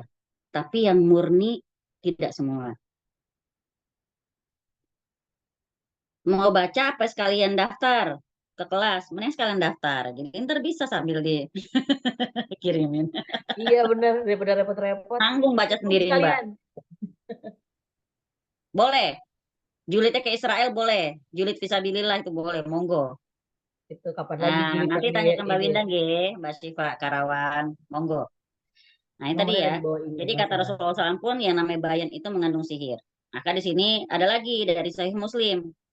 Ammar pernah menyampaikan khutbah. Ya, Ammar pernah menyampaikan khutbah Jumat kepada kami dengan bahasa yang singkat dan padat. Maka ketika dia turun dari mimbar, kami pun berkata kepadanya, wahai Ammar, khutbah Anda singkat tapi padat. Baik banget kalau Anda panjangin lagi. Kurang rasanya. Kalau bahasa sekarang apa? Ih, daging semua penjelasannya kan gitu ya. Bisa aja orang. Nah, Ammar berkata, saya mendengar Rasulullah SAW bersabda, sesungguhnya lamanya sholat dan pendeknya khutbah seorang itu menunjukkan tentang pemahaman dia tentang agamanya. Karena itu panjangkanlah sholat dan pendekkanlah khutbah. Karena sebagian dari bayan adalah sihir. Artinya apa berarti kita disuruh sama Rasulullah? Udah mendingan ibadah, jangan banyak ngomong. Jangan banyak nyuruh, praktek. Gitu. Ini ke saya juga ini. Gitu ya. Jadi di sini yang dimaksud dengan penjelasan itu adalah sihir apa? Ketika seseorang menjelaskan dengan baik, orang kan bisa terpengaruh. Makanya yang dimaksud di sini adalah penjelasan itu seakan-akan sihir karena dia bisa memberikan pengaruh ke orang tersebut yang tadinya lemes jadi semangat, ya termotivasi, gitu kan. Nah, kemudian apakah hadis Nabi SAW tadi bermaksud untuk memuji atau mencela? Terdapat khilaf, ya maksudnya ya tergantung yang baca sih dari angle-nya mana dibaca. Bisa pujian tapi juga bisa warning lah untuk hati-hati. Ya, makanya yang penting fokusnya di sini adalah ketika orang itu bisa berkomunikasi dengan baik. Kalau kata orang sekarang apa influencer ya, Ewin. Nah, itu termasuk bakat dari Allah tuh. Itu sihir Iya, itu. iya benar. Bahasanya influencer. Kalau kita mau bilang tukang sihir semua itu, tapi tukang sihir baikan gitu ya contohnya. Iya. Sihirnya itu Teman-teman tipis-tipis. teman-teman semua di sini nih, cewek-cewek semua nih yang istri-istrinya dari suami masing-masing, kalian semua tuh juga tukang sihir loh. Kalian tuh semua tukang sihir. Suami Pasti. dari suami lapar, kalian bikin kenyang. Ayo. Suami Suami bengong capek, jadi ketawa gitu. iya. Suami lagi capek, kalian bikin happy gara-gara kalian dan cantik-cantik. Gimana nggak tukang sihir tuh kalian? Coba ya. Suami datang tentu hamil loh. Sihir banget kan? Ah, makanya. Cuma sadis Win tuh mah sihir beneran tuh Win, lendung langsung. Ya. Jadi dari Al-Hafiz Ibnu Hajar dalam Fathul Bari mengatakan bahwa penjelasan itu nikmat dari Allah. Tuhan yang Maha Pemurah dari surat Ar-Rahman. Bismillahirrahmanirrahim. Ar-Rahmanu 'allamal Qur'an, khalaqal insan 'allamahul bayan. Tuhan yang Maha Pemurah yang telah mengajarkan Quran, Dia menciptakan manusia, mengajarnya pandai berbicara. Jadi kalau dikasih sama Allah pandai bicara, tolong dipakai di jalan yang benar. Boleh tuh kayak tadi Mas Zaya bilang, boleh nggak julid ke Israel? Monggo silakan. Julidlah sekuat tenaga gitu ya. Ini Masya Allah ya. Nah ini sihir yang halal. Ya, sihir yang halal itu tadi. Yang ketika kita ngomong, bisa bikin orang nyatu. Bisa bikin orang memaafkan. Bisa dia tuh hati luluh. Makanya ada psikolog-psikolog di sekitar kita. Dia nyimak dulu. Dia bantu kita ngerilis perasaan kita. Terus diajak kita healing. Tunggu gimana nggak kita bilang tukang sihir itu si para psikolog itu. Termasuk lu Win, tukang sihir lu ini ya. Padahal modelnya cuma dua, Om. Kuping kanan Apa? kiri doang. Nah Kuping iya. kanan kiri. Ya, Kan medianya dengerin dua doang kan doang ya modalnya. medianya ya. Nggak pakai dupa ya. Nggak pakai. Nggak usah dibakar lagi. Ya kan? Mereka dicari. Kenapa? Itu tadi memahami. Dan lewat ilmunya, mereka bisa nyampein sesuai dengan ilmu yang mereka udah pelajarin. Oh, kamu tuh begini, begini, begini. Harus begini, begini, begini gitu. Saya kalau ngomong sama temen, apalagi pakai sisi rukyah, kadang suka dibilang, ikut tahu sih. Dibilang kita lagi terawang. Padahal bukan, dari pengalaman aja. Ya, jadi di sini ya. Maka penjelasan yang baik itu diperlukan oleh siapa? Oleh para dai, para khotib, ketika mereka hendak menyampaikan sesuatu yang benar. Maka mereka berusaha untuk bisa menyampaikan dengan cara yang tepat dan dengan penjelasan yang gamblang. Ini di antara beberapa macam-macam sihir yang tidak semua hukumnya sama. Jadi kalau kita ngomong sihir, mungkin tadi awal masuk, wah kita mau nyimak tentang sihir, sihir apa ini? Maaf ya teman-teman kalau mengecewakan. Kita lagi Tidak bahas sesuai sihir ya. ekspektasi ya. Ya, dari semua hadis yang dibawakan, tidak ada hadis yang termasuk pada makna sihir secara istilah atau syar'i, kecuali hadis yang ketiga tadi, yang membuat orang yang melakukannya murtad dan bisa ditegakkan hukum penggal buat dia. Adapun hadis yang sebelumnya, tiara segala macam, itu semua termasuk sihir secara bahasa, yaitu memberikan pengaruh pada hati dengan sebab yang sama. Nah, sampai di sini penjelasannya. Sebelum kita ke kandungan, ada yang mau bertanya, monggo. Saya lihat ke chat dulu ya. Berarti sihir boleh in a good way, boleh banget. Boleh. Suaminya datang lagi capek, lagi di kena pengurangan karyawan. Istri harus bisa jadi tukang sihir yang bagus.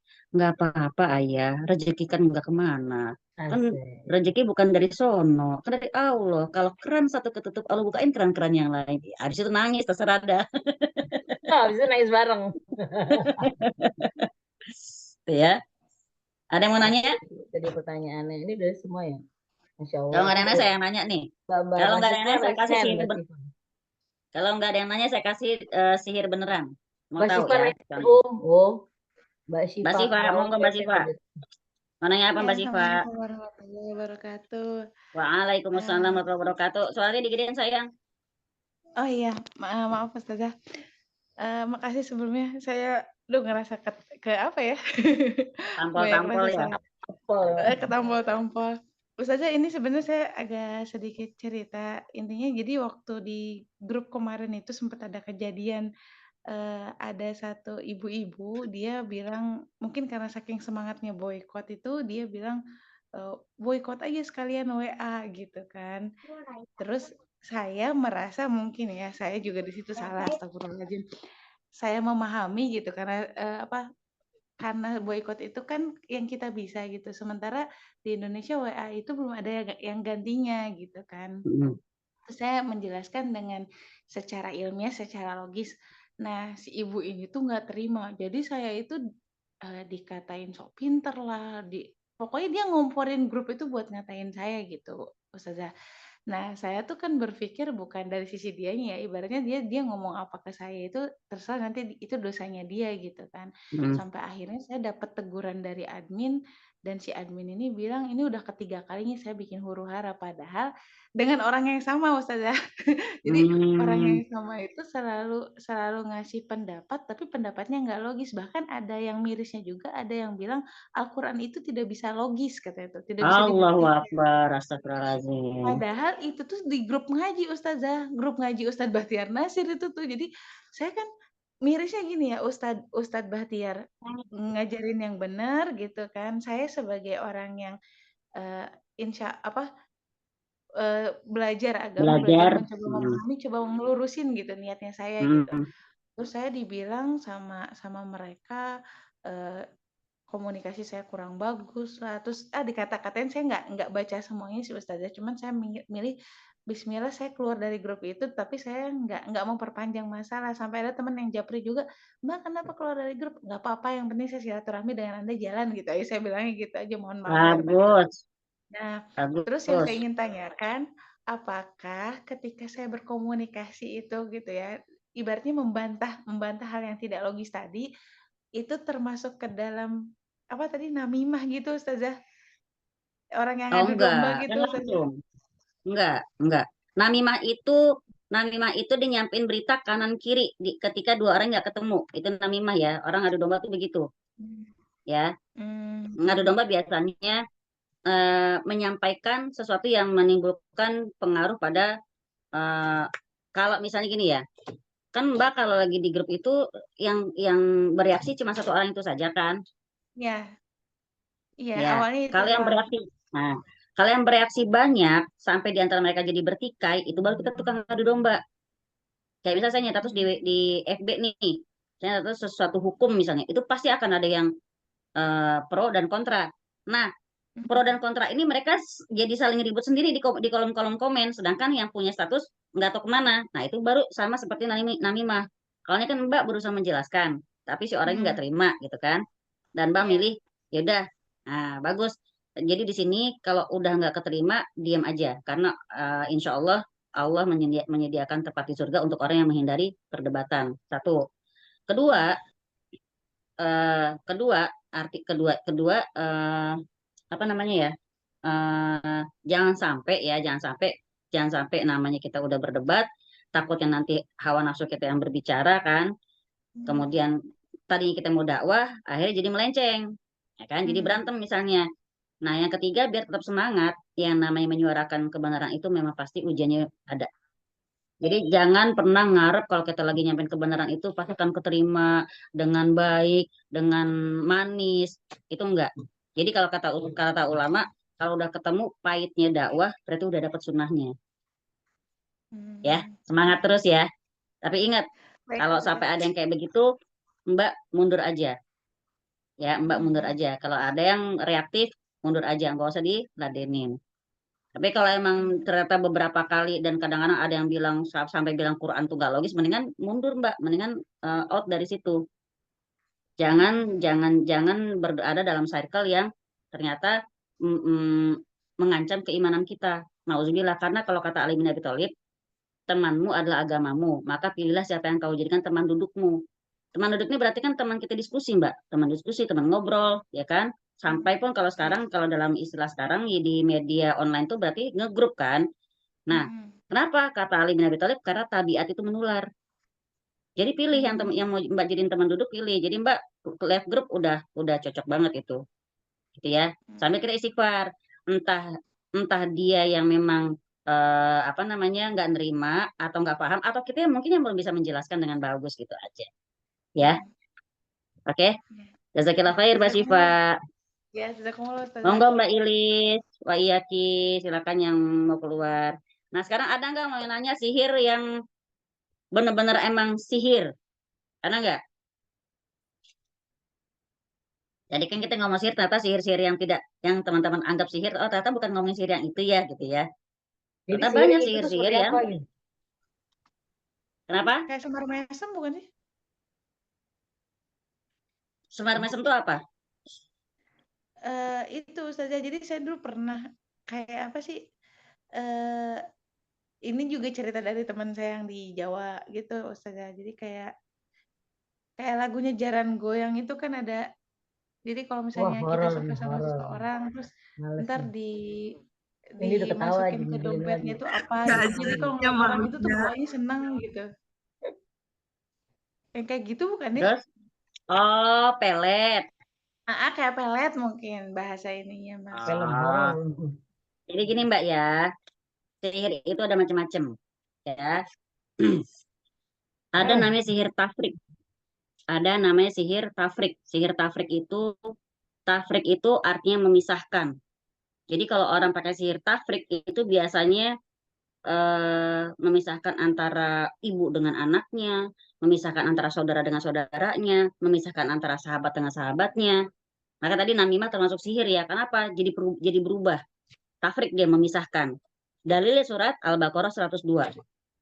Ada satu lagi. Sihir tafrik ini paket hemat dia, ada combo. Dia sihir tafrik tapi di dalamnya ada mahabbahnya. Apa mahabbah? Dia memisahkan si suami dari istrinya, mendekatkan suami ke dia. Pelet ya pelet, ya tafrik. Jadi membuat yang jauh jadi dekat, yang dekat jadi jauh. Gitu. Itu sihir yang combo. Kalau orang udah pakai sihir pelet biasa ada termasuk dua di situ. Memelet si orang itu biar dekat ke dia yang bersangkutan dan membuat si orang itu jauh dari pasangannya. Ya, maka sihir tafrik itu enggak selalu antara suami dan istri. Pernah kan lihat gara-gara dia nikah misalnya dia jadi benci sama ibunya, nggak mau datang, ada terus antara orang dengan ayahnya, saudara dengan saudaranya, dengan sahabatnya, mitra bisnis dan segala macam. Ini yang paling berbahaya dan paling banyak terjadi. Itu ya. Itu udah deket jadi mitra bisnis gara-gara datang satu orang jadi berantakan. Nauzubillah. Kemudian ada sihir, selain sihir tafrik ada yang namanya sihir marit, sihir sakit. Ada sihir apa lagi ya? Harusnya ada sih tadi nih. Sampai ada bacaannya juga. Oh di sini deh. Jadi mesamar mesem itu masuknya ke pengasihan berarti dia masuknya ke pelet ya Mbak.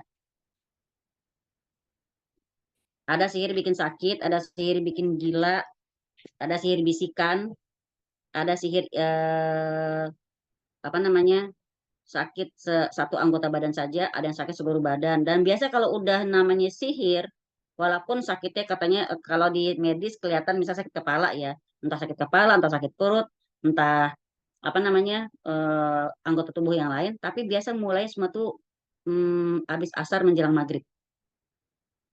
Tuh, ya. Gejala sihir itu kalau dia sering sakit kepala di waktu sore, kemudian sakit pada anggota tubuh tertentu itu waktunya ketahuan banget. Kalau udah jelang subuh dia hilang. Kemudian susah tidur, kemudian fokusnya nggak ada, kurang, kemudian lupaan, kemudian sholatnya juga nggak khusyuk, belibet mulu bacaannya atau lupa amar rakaat sholatnya, emosinya nggak stabil dan lain-lain. Nah, semoga. Nah, itu contoh-contoh kalau kita kena sihir. Nah, kalau kita ngomong soal sihir-sihir yang inilah yang nanti akan jadi panjang. Ya. Ya, tadi sihir tafrik. Lalu sihir mahabbah. Sihir mahabbah itu yang tadi Mbak Syifa bilang semar mesem itu pengasihan itu sihir mahabbah. Apa yang dibaca itu ada bacanya beda-beda. Ya nanti insya Allah kalau mau bahas khusus ini ntar kita bahas. Lalu ada sihir takhil. Apa takhil? Mengelabui pandangan. Ini juga biasa juga jadi paket dalam sihir pelet nih. Apa? Biasa kan kalau orang memelet suami orang, ntar dibikin si suami itu kalau ngeliat istri itu kayak penampakan kayak nenek-nenek lah. Ada yang penampakan istri juga kayak monyet. Ada kayak gitu. Ada misalnya dia dekat istri jadi bau, jadi jijik segala macam. Nauzubillah. Ya. Kemudian selain sihir takhil ada sihir gila, majnun. Kemudian ada sihir bikin lesu, ya. Jadi orangnya senang nyendiri, menutup diri, diem, nggak suka ngumpul, tapi orang mikir mulu. Terus sering pusing dan ya mager parah gitu ya. Alhamdulillah. Terus sihir panggilan, apa ya, mimpi-mimpi yang serem. Dia kalau mimpi suka kayak kadang ada yang manggil, terus selalu was-was, terus banyak perasaan ragu sama teman-teman, sama orang yang dicintain segala macem. Banyak kan? Banyak bah sihir itu, nauzubillah summa nauzubillah. Makanya zikir pagi petangnya dikuatin, dikencengin, kalau bisa dihafalin artinya. Terus tambah dengan zikir-zikir perlindungan lainnya. Karena sekarang zaman canggih tapi yang main dukun juga tetap banyak, gitu ya. Bahkan tadi kalau kata si Indi ya, yang namanya ain, ujub, bangga sama diri sendiri itu juga kita sama-sama dengan lagi menimpakan ain pada diri sendiri. Ya kayak tadi perkataan-perkataan yang bercanda tadi ya. Siapa dulu maknya, siapa dulu istrinya kayak gitu. Ih, Pak Ainun ganteng ya, makin makin cakep aja, siapa dulu bininya kata Winda gitu tuh. Napa sih tuh Win? Semar mesem, oh iya kayak pidato pengasihan. Hai Mbak Nita, ya Allah, udah berapa purnama kita nggak bertemu Mbak Nita Yusuf. Mbak Anita Ya Yusuf ya, sayang. aku juga baru lihat Mbak Anita Yusuf ada di sini. Hai, hai Mbak Winda, apa kabar? Kangen Hai, deh. Masya Iya, Allah. kangen banget deh. Sekarang kita ke Sama. kandungan bab ya. Bu Kenapa, Winda, Bu? kita ke kandungan bab. Yuk, yuk, Kita ke yuk. kandungan bab Yang ini. tengah macam Yang sihir. yang pegang buku kita ke kandungan.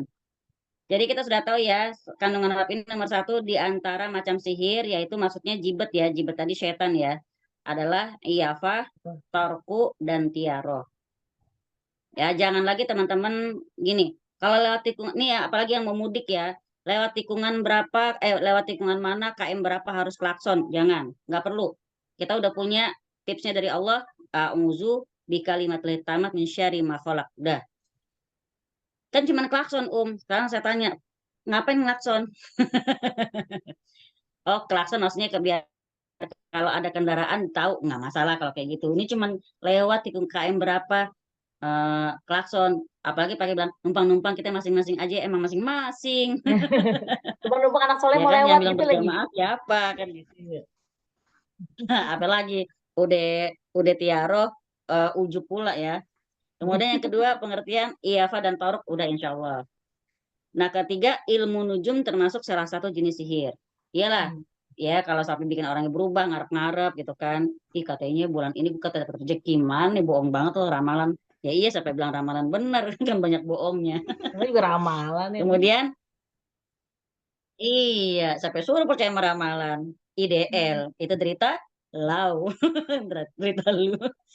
Ya, keempat, Wow. membuat buhulan dengan dititipkan kepada termasuk sihir.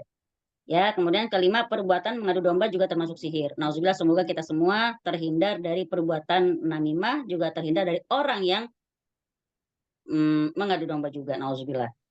Yang keenam, dan termasuk sihir pula ungkapan-ungkapan susunan kata yang indah. Nih, dengerin teman-teman ya. Yang membuat kebatilan seolah menjadi kebenaran. Dan kebenaran seolah menjadi kebatilan. Contohnya apa? Udahlah, jangan ngajarin sabar sama orang kayak gitu. Lo nggak tahu penderitaan dia udah kayak apa ya. Lah kita kan nasihat-nasihatnya emang harus. Apalagi jangan jadi Tuhan buat orang lain. Kita sendiri betul-betul benar. Emang kita betul-betul benar. Tapi dakwah tetap gitu loh. Nunggu bener kapan dakwahnya. Kan gitu. Nggak ada yang sempurna. Ya kan? Ada lagi kemarin waktu ada yang nanya saya. Om pernah nggak merasa punya perasaan ghil kata dia. Ghil itu cemburu ya, dengki sama orang beriman. Pernah nggak dilanda perasaan ghil? Pernah. Loh berarti Jadi kayaknya mengecewakan lah sepertinya ya. Saya bilang, Mbak, ghil itu sampai ada doanya dalam surat Al-Hasyr ayat 10, ya, Al-Hasyr ayat 10, berapa 11 ya? 10. Robbana ighfir lana dzunubana wa likunal ladzina sabaquna bil iman wa la taj'al fi qulubina ghillan lil ladzina amanu. Jangan jadikan di hati kami ini cemburu atau kedengkian kepada orang yang beriman. Maksudnya apa? Berarti emang Allah juga tahu kalau kita itu mungkin akan terjangkit perasaan dengki. Cuman masalahnya kita ini memendamnya dan istighfar, atau kita merealisasikan perasaan dengki tersebut. Kenapa saya masih bisa ghil? Saya belum bermetafora jadi malaikat, soalnya saya gituin aja. Ya kan? Iya benar-benar. Karena orang berharap Siapa yang terlalu nggak banyak cemburu gitu. coba? Iya, misalnya kita tuh orang, padahal kita sama-sama usahanya, padahal anakku lebih rajin, kok anak dia yang lulus, ya anakku nggak lulus misalnya. Nah itu kan tetap semua qadarullah masyafa'al. Ya apapun ikhtiar kita, maka tetap kedepankan Allah. Ikhlas sama hasilnya. Ikhtiar boleh, semangat boleh, percaya diri boleh, tapi tetap hasil akhir urusan Allah Ta'ala. Udah. Gitu ya teman-teman ya. Iya. Nah, kalau lihat sihir lewat depan mata, wih, gimana itu ngeliat sihir lewat depan mata? Keren banget matanya, Mbak.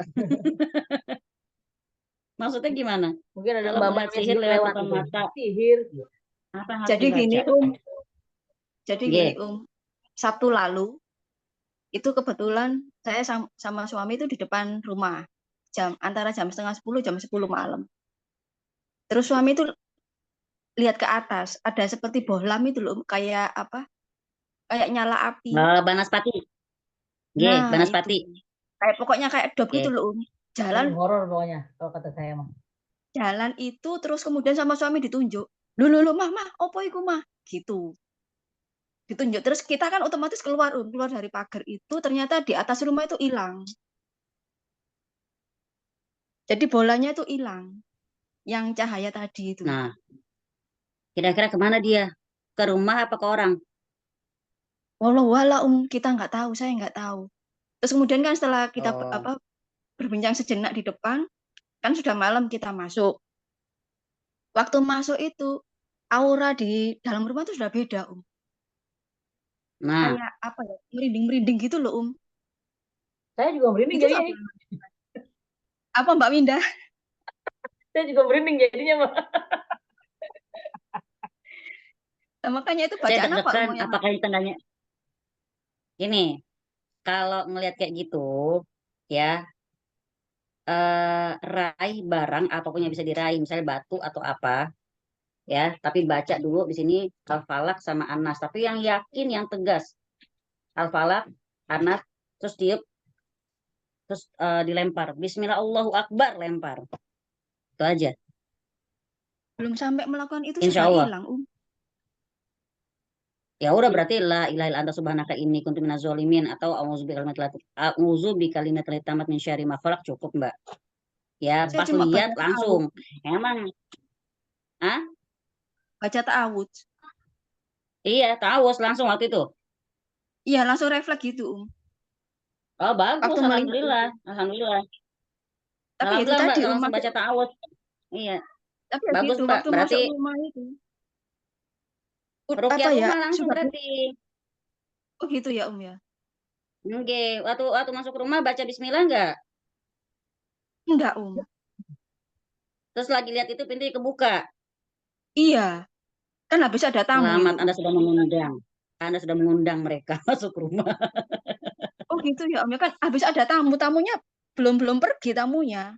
Masih itu aja apa? Masuk Masih rumah. di depan pagar. Ketika Mbak masuk rumah, yang penting baca doa Bismillahirrahmanirrahim.